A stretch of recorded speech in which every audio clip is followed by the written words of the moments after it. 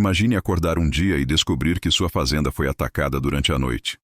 Dezenas de homens armados invadiram, libertaram todos os seus escravos, queimaram suas plantações e desapareceram na mata antes do amanhecer. Quando você pede ajuda às autoridades coloniais, eles simplesmente balançam a cabeça e dizem que não há nada a fazer. Porque quem atacou você não foi um bando qualquer de fugitivos desesperados. Foi um exército organizado, treinado e disciplinado de uma república independente que declarou guerra ao Brasil colonial. Bem-vindo à realidade aterrorizante dos quilombos armados, as nações negras militarizadas que o Brasil tentou apagar da história. Este vídeo vai revelar a verdade sobre os quilombos que você nunca aprendeu na escola. Não eram apenas refúgios de escravos fugitivos se escondendo nas matas. Eram estados organizados com governos próprios, sistemas econômicos funcionais e forças militares que derrotaram expedições portuguesas repetidas vezes. Vamos mergulhar em uma história de resistência armada, estratégia militar brilhante e guerra total que durou séculos. Prepare-se porque o que você está prestes a descobrir vai mudar completamente sua compreensão sobre o Brasil colonial. Vamos começar pelo maior e mais poderoso de todos eles. Antes de continuar, se você pudesse me ajudar a realizar meu sonho de conseguir 1000 inscritos, ficaria eternamente grato. Aperte o botão de inscrição, deixe seu like, comente o que achou e compartilhe com alguém que precisa conhecer essa história. Isso faz toda a diferença para o canal crescer. Agora vamos à história real. O ano é 1630. No interior de Alagoas, algo impossível está acontecendo. Uma comunidade de mais de 20.000 pessoas vive completamente independente do controle português. Eles têm suas próprias leis, seu próprio governo, sua própria economia. Cultivam alimentos, criam gado, produzem ferramentas e armas. Mas o mais impressionante é que eles têm um exército permanente de milhares de guerreiros treinados. Este lugar é Palmares, e não é um esconderijo secreto nas profundezas da mata. É um estado soberano que abertamente desafia a coroa portuguesa. Palmares não surgiu do nada. Começou pequeno, com alguns escravos fugitivos procurando abrigo na Serra da Barriga. Mas ao longo das décadas, cresceu de forma exponencial.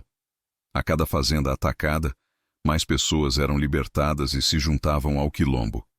A cada expedição militar fracassada, mais armas e suprimentos eram capturados. Em poucas gerações, Palmares se transformou de um refúgio improvisado em uma confederação de 11 povoados fortificados com uma população maior que muitas cidades coloniais brasileiras da época. O segredo do sucesso de Palmares estava na sua organização militar.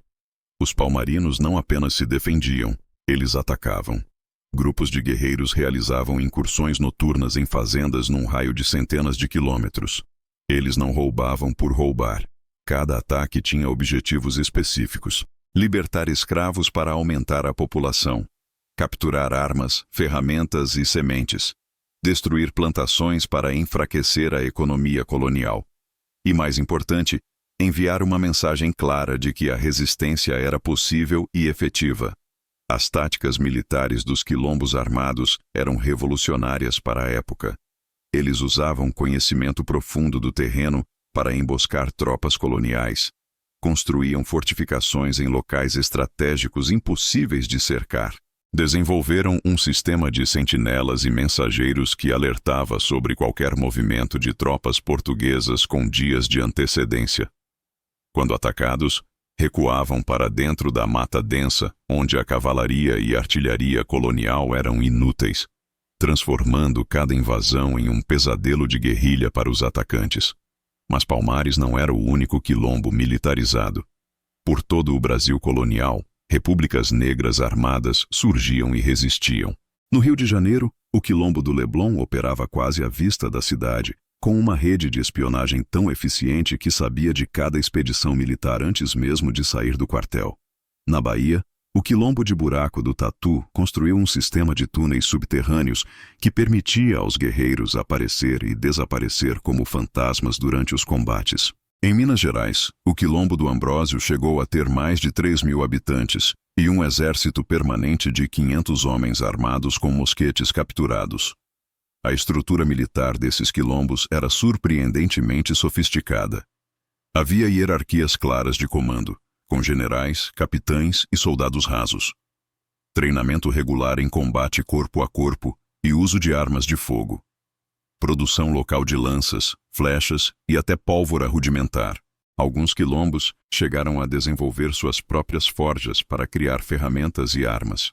O quilombo dos Palmares tinha até uma guarda de elite pessoal do rei Ganga Zumba, formada por guerreiros escolhidos que passavam por treinamento intensivo desde jovens. A economia desses estados negros independentes era igualmente impressionante. Palmares produzia farinha de mandioca, milho, feijão, batata doce e cana-de-açúcar em quantidades suficientes não apenas para alimentar 20.000 pessoas, mas para comercializar o excedente com comerciantes corruptos das vilas próximas. Sim, você ouviu certo. Havia portugueses que secretamente comercializavam com os quilombos, trocando armas e ferramentas por produtos agrícolas e até ouro que os palmarinos mineravam. Esse comércio ilegal era tão lucrativo que muitos colonos faziam vista grossa para a existência dos quilombos nas proximidades de suas terras. Se você está gostando desse conteúdo, deixe seu like agora e se inscreva no canal. Comente qual parte da história mais te surpreendeu até agora e compartilhe para mais pessoas conhecerem a verdade sobre os quilombos armados. Vamos continuar. A guerra entre os quilombos e o Brasil colonial não era uma série de escaramuças aleatórias. Era um conflito organizado com estratégias de longo prazo de ambos os lados. Os quilombos não buscavam conquistar território colonial, mas sim expandir suas zonas de influência, libertar mais escravos e enfraquecer a economia escravista. Já as autoridades coloniais viam os quilombos como uma ameaça existencial ao sistema de plantation que sustentava toda a economia brasileira. Se a mensagem de que a liberdade era alcançável se espalhasse demais, o sistema inteiro poderia colapsar. As expedições militares contra Palmares começaram já em 1612 e continuaram por mais de 80 anos. Cada uma delas fracassou espetacularmente. A primeira expedição de Bento Maciel Parente, em 1612, conseguiu atacar algumas aldeias periféricas, mas foi repelida com pesadas baixas quando tentou avançar para o coração de Palmares. A expedição de Fernão Carrilho, em 1677, considerada uma das mais bem equipadas da época, passou meses na mata e conseguiu apenas queimar algumas plantações antes de recuar derrotada pela guerrilha palmarina.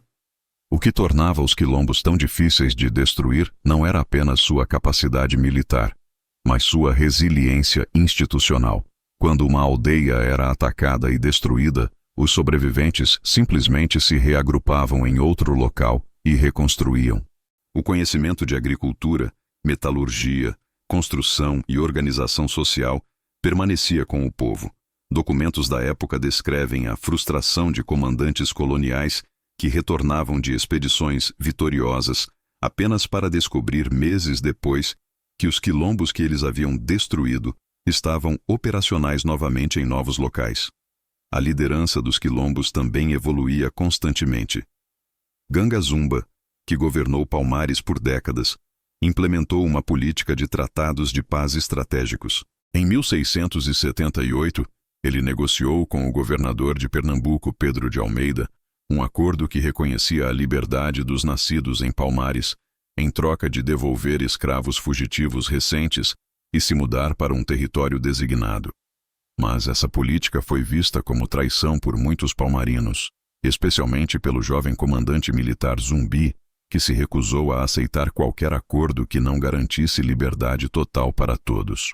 Zumbi assumiu a liderança de Palmares e radicalizou a resistência. Sob seu comando, os ataques a fazendas se intensificaram. A produção de armas aumentou. As fortificações foram reforçadas. Zumbi entendia que não havia coexistência possível com o sistema escravista. Ou Palmares sobreviveria como Estado livre, ou seria destruído lutando. Essa mudança de estratégia forçou as autoridades coloniais a reconhecerem que expedições tradicionais nunca funcionariam. Eles precisavam de algo diferente, algo muito mais brutal. Foi quando entram em cena os bandeirantes paulistas, especificamente Domingos Jorge Velho. Esses homens não eram soldados regulares. eram caçadores profissionais de índios e escravos fugitivos, especializados em guerra de guerrilha na mata. O governador de Pernambuco contratou Domingos Jorge Velho, oferecendo terras, dinheiro e todos os escravos capturados como pagamento. Velho reuniu um exército de aproximadamente 9.000 homens, incluindo bandeirantes, índios aliados e até alguns escravos, prometendo-lhes liberdade em troca de lutarem contra Palmares. A campanha final contra Palmares começou em 1694 e durou 2 anos. Não foi uma batalha, foi uma guerra de cerco e atrito. Domingos Jorge Velho não tentou invadir Palmares diretamente. Primeiro, ele sistematicamente destruiu todas as aldeias periféricas. Queimou todas as plantações que conseguiu encontrar. Cortou todas as rotas de abastecimento. Envenenou fontes de água. A estratégia era forçar os palmarinos a se concentrarem na capital, Macaco, e então cercar e deixar a fome fazer o trabalho. Durante mais de 1 ano, os defensores de Palmares resistiram ao cerco. Faziam ataques noturnos contra o acampamento inimigo. Caçavam nas matas próximas quando possível. Racionavam alimentos com disciplina militar. Mas a pressão era constante e implacável. Em janeiro de 1694, Domingos Jorge Velho lançou o ataque final. Suas tropas usaram artilharia pesada pela primeira vez contra as fortificações de madeira. Após dias de bombardeio contínuo, as paliçadas foram rompidas. Se você está achando essa história incrível, não esqueça de deixar seu like, se inscrever e ativar o sininho para não perder os próximos vídeos.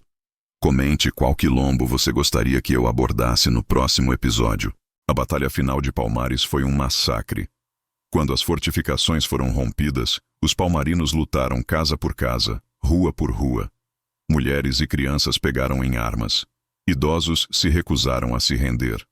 Os documentos históricos descrevem que muitos palmarinos escolheram se jogar do penhasco da Serra da Barriga, a se renderem e voltarem à escravidão. Zumbi conseguiu escapar com um grupo de guerreiros e continuou a resistência por mais de 1 ano em guerrilha, atacando fazendas e comboios. Mas em novembro de 1695 foi traído por um de seus comandantes, capturado e executado. Mas a história dos quilombos armados não terminou com Palmares. Pelo contrário, a destruição de Palmares enviou uma mensagem para todos os outros quilombos do Brasil. Se o maior e mais poderoso tinha caído, eles precisavam se adaptar ou seriam os próximos. E eles se adaptaram. Os quilombos que surgiram após Palmares eram menores, mais móveis, mais descentralizados. Em vez de construir grandes cidades fixas, criavam redes de pequenos acampamentos conectados que podiam ser abandonados e reconstruídos rapidamente. No século XVIII, surgiu uma nova geração de quilombos armados ainda mais elusivos. O quilombo do Campo Grande, no Rio de Janeiro, operou por mais de 60 anos, sem nunca ser localizado completamente pelas autoridades. Tinha uma rede de espionagem tão eficiente que sempre sabia quando expedições estavam sendo organizadas e evacuava antes de serem atacados.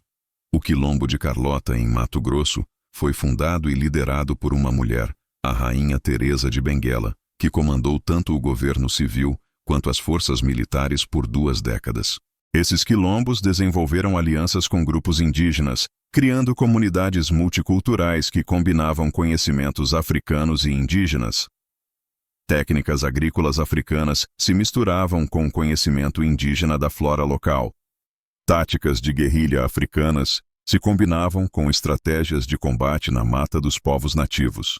Essas alianças também criaram redes de comércio e comunicação que se estendiam por centenas de quilômetros, permitindo que quilombos isolados compartilhassem informações sobre movimentos de tropas e estratégias coloniais. A resposta colonial também evoluiu.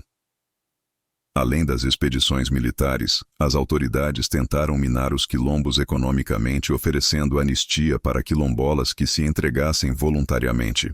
Criaram vilas de ex-escravos libertos próximas a áreas de quilombos, tentando oferecer uma alternativa legal à vida nos quilombos.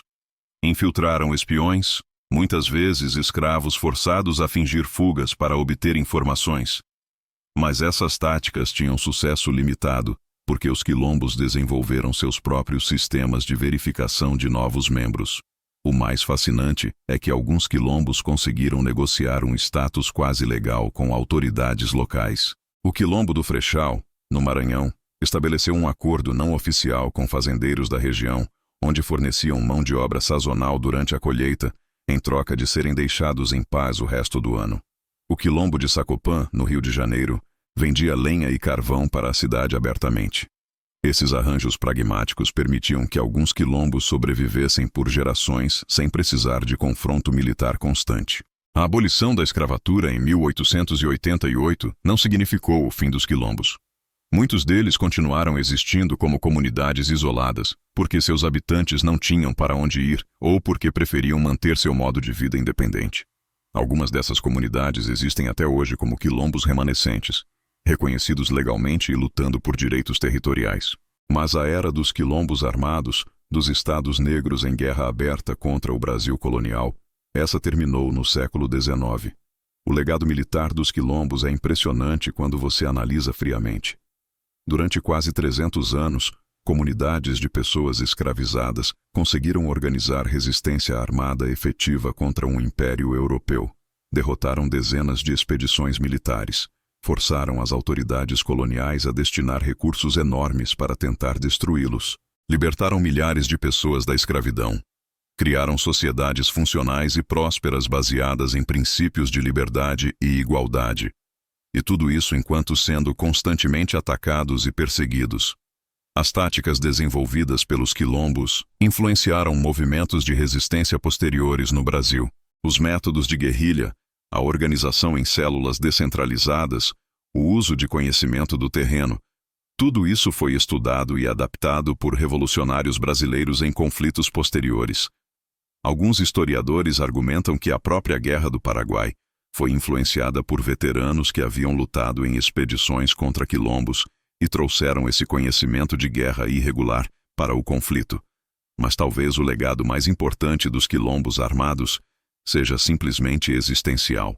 Eles provaram que resistência era possível, que pessoas escravizadas podiam não apenas escapar, mas construir sociedades livres e defender sua liberdade com as armas.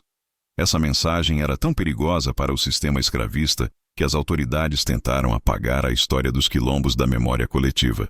Por séculos, Palmares e outros quilombos foram pintados apenas como bandidos e criminosos, não como o que realmente eram. Estados revolucionários em guerra por libertação.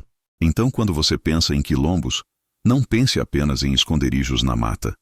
Pense em Palmares com seus 20 mil habitantes, sua economia próspera, seu exército de milhares. Pense em Zumbi liderando guerreiros em batalha. Pense em Teresa de Benguela comandando seu quilombo por 20 anos. Pense nas centenas de quilombos espalhados por todo o Brasil, cada um uma república negra independente que disse não ao sistema escravista e lutou pela liberdade. Os quilombos armados foram as primeiras repúblicas verdadeiramente livres em solo brasileiro, e sua história de resistência e guerra merece ser lembrada e honrada. Se esse vídeo mudou sua perspectiva sobre a história do Brasil, por favor deixe seu like, se inscreva no canal, comente suas reflexões e compartilhe com outras pessoas. A história dos quilombos armados precisa ser conhecida. Obrigado por assistir até o final e até o próximo vídeo.